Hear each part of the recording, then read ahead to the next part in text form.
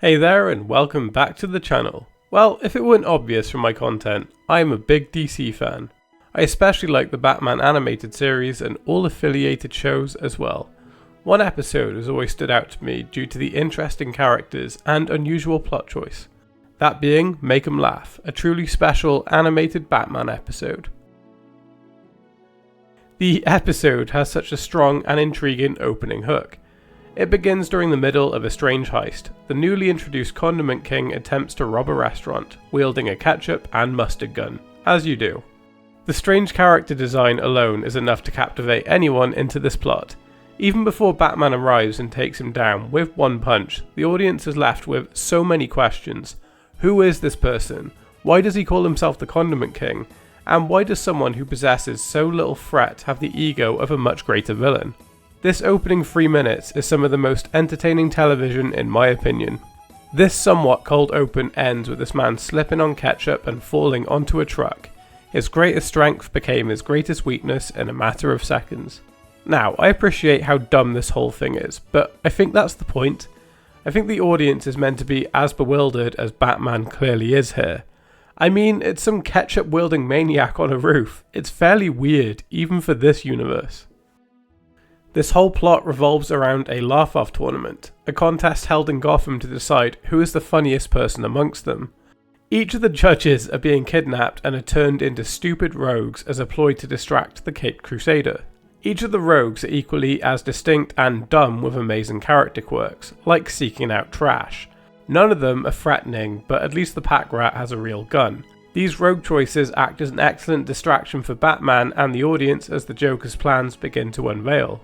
Admittedly, in my first watch, I was so captivated by them that I largely forgot about the greater plot, which is credit where credit is due to the overall writing.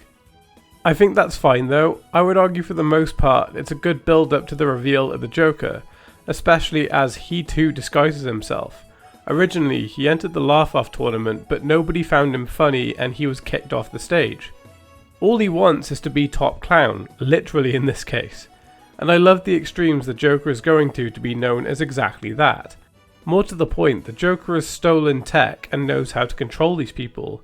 He very easily could have made some scary and gritty rogues for the Dark Knight to face, but he doesn't. He very deliberately makes these rogues as stupid as possible. My reading is that he's doing it as a mockery to try and be funny, making the people who deemed him not worthy to be a clown, clowns themselves, which just further adds to the unique nature of this plot.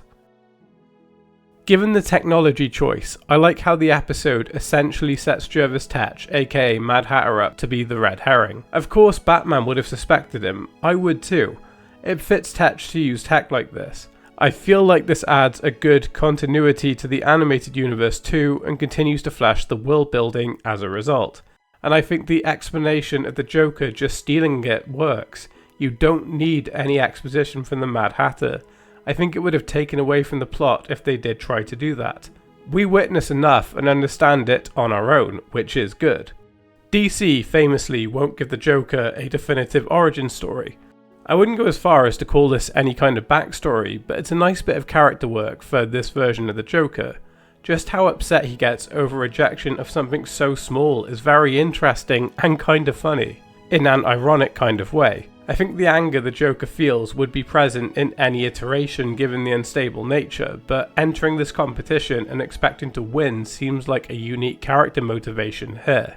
This is such an over-the-top scheme for the Joker, and I loved every part of this. I don't think this is groundbreaking TV or anywhere near the best episode of the animated series. I just love how it juggles the introduction of stupid villains with the Joker's vanity over a minor reward for comedy. It's just so perfect. I just think it's such a unique way of tackling an episode of television. It's so good in that way. Well, that's just my thoughts. I would love to hear what you all think in the comment section down below. Do you like this episode?